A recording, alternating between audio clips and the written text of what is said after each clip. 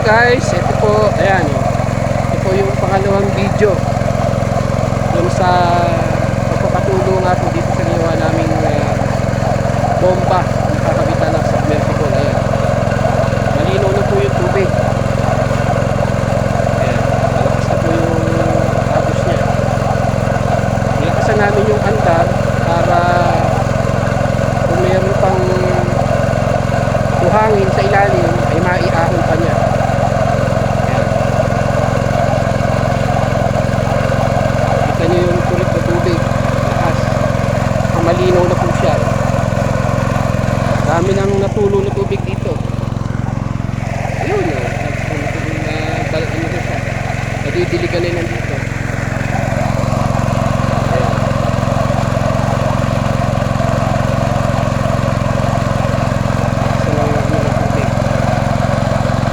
Namin busin na yung laman ng tangke. 20 minutes siguro o 25 minutes uubos na yung laman ng tangke.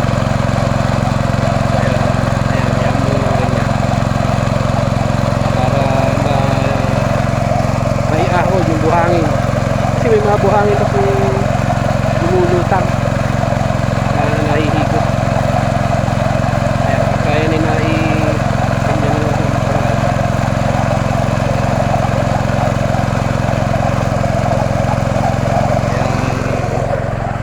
what's up guys? So ayan, yun si Arnel, kasama ko. Ay, nagtago. Ayun. Nagtatago, ayun. Ayan, dito kami sa ating Tumana Farm. Ayan. Success na po yung ating tubo. Malakas yung tulo. Ayan.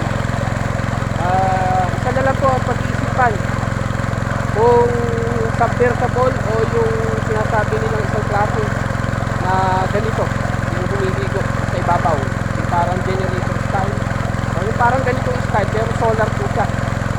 Bahala na po, pag-aaralan po muna mong ulit kung alin talaga mas maganda, o yung submersible o yung ganito, yung floating. Pero makita nyo naman po, ayan, maganda naman po yung agos nya, napakalinaw, malakas. Kaya ano natin, magandang tayo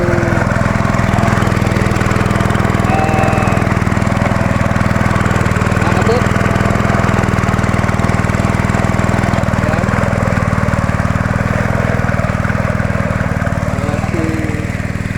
Matutuloy na yung ating project dito.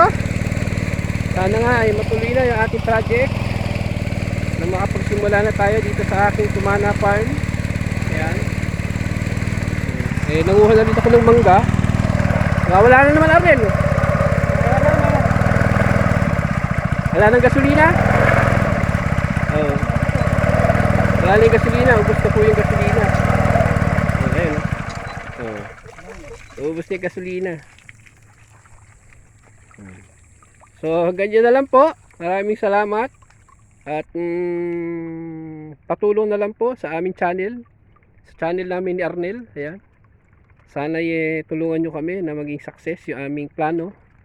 At patulong na rin po sa channel namin, pa-like at subscribe na rin po. At more blessing po sa ating lahat. So ganyan lang po. Bye bye. Salamat.